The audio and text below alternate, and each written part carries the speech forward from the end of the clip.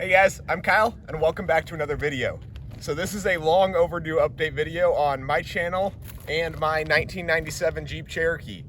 So the last time you guys saw this, it had stock axles under it. It was on a 2-inch lift and 31-inch Cooper mud tires, and all of that has changed. So without further ado, let's jump right into this walk around video.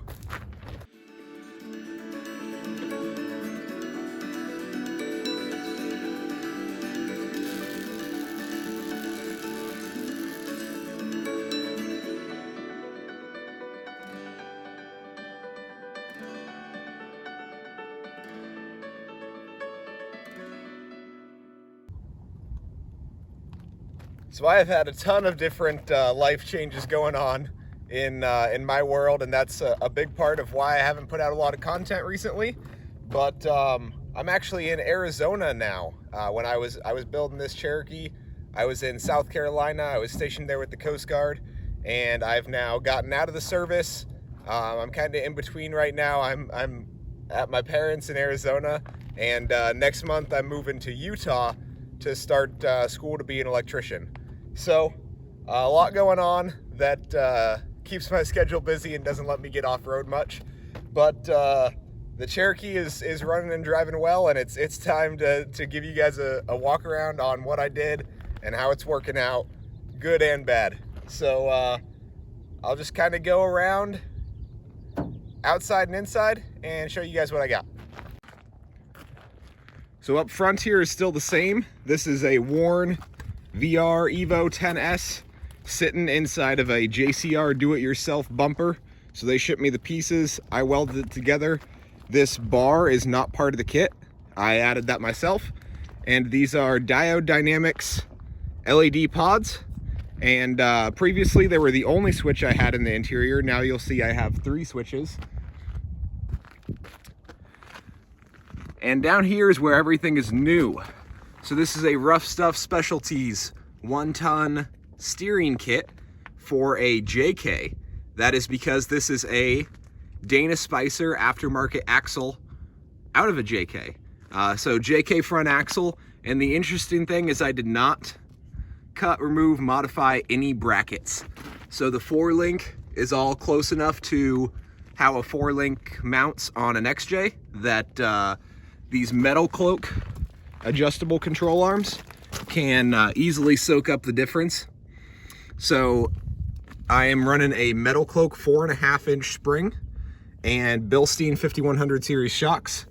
These are metal cloak extended brake lines, and it does now have a electronic front locker. You see the wire right there.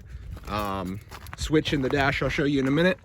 So electronic front locker, 410 gears in these axles, and that's a Bilstein steering stabilizer. Let's see what else. So the idea for the axle swap was to be on 35s, and it actually was, as you see here, on 35s when I first did it. Unfortunately, it has 410 gears, and it was a little bit underpowered with 35s, not quite low enough gearing for those tires. And I was in South Carolina, and not only did it have to drive 2,200 miles of freeway to Arizona, but it had to tow a U-Haul with 3,000 pounds of everything I own. So 488 or 513 gears were not in my budget at the time. However, I was working at Discount Tire, and 32-inch all-terrains were in my budget. So I had to put some smaller tires on to fit my current moving needs, and hopefully someday we'll get back to some 35s or 37s even, who knows. But right now we are on a 275/70 R17 KO2. So this measures 32.2 tall, and it's a great fit for 410 gears in this thing. Plenty of power, and it's a good fit. So let's see, we went over the front axle. Bump stops, so a little bit of custom bump stop work going on here. These are hockey pucks, and before I installed the axle, I simply drilled a 5/16 hole in that plate so that I can, I have adjustable bump stops. I can add hockey pucks, remove hockey pucks as needed to get that where I need it. You can see the bend in the spring. That's actually because of this being a JK axle. The spring perch is not, it's outside of where it should be for an XJ. But for some reason that driver's side is actually more bent than the passenger side. And it doesn't cause any huge issues. So you can see here with the little flex going on that these bump stops actually work great. You got the hot pucks contacting the factory original bump stop there.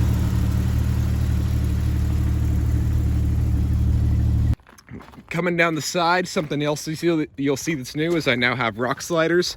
This is just a 2x2 3/16" wall, and I have 3 tubes tying it into my midsection frame stiffener that you see there now.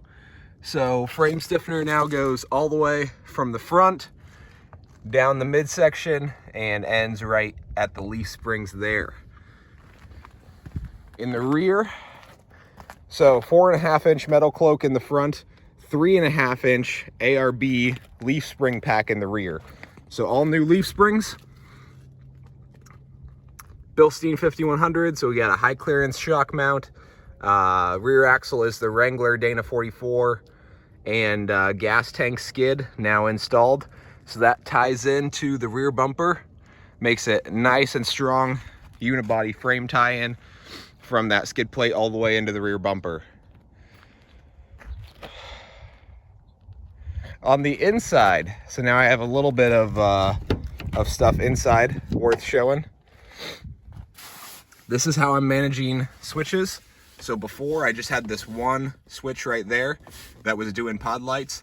That now does my front locker, so that's a little bit more out of the way, and it wouldn't get accidentally turned on. I made this plate myself. I know a lot of people sell them on Etsy, but I had the ability to cut steel, so I made my own. And this is pod lights and an accessory switch. I haven't used that one yet, but I think I have an issue with my auxiliary fan not coming on, and I think I might just hardwire my auxiliary fan to that switch. So this is the double din stereo setup. If you have questions you can ask, but that's pretty common. I ordered my kit from Crutchfield, and that lets me run Apple CarPlay. I actually removed one of my cigarette lighters for the USB there, so that worked out well. And I think that about does it. So later today, I am actually getting this thing off-road on a pretty mild trail, but it'll be the first time really testing out the new suspension, stretching its legs. I'm actually really excited to make this video for you guys because I came across this place looking for hikes actually, and found this spot that's actually open to four-wheel drive traffic. So I'll share with you guys the land use information where you can get your permit, and if you are south of Phoenix, north of Tucson, looking for a place, like I said, pretty mild difficulty, but a fun place to get off pavement. So stay tuned for the next video. Make sure you hit that like and subscribe, and thanks for watching.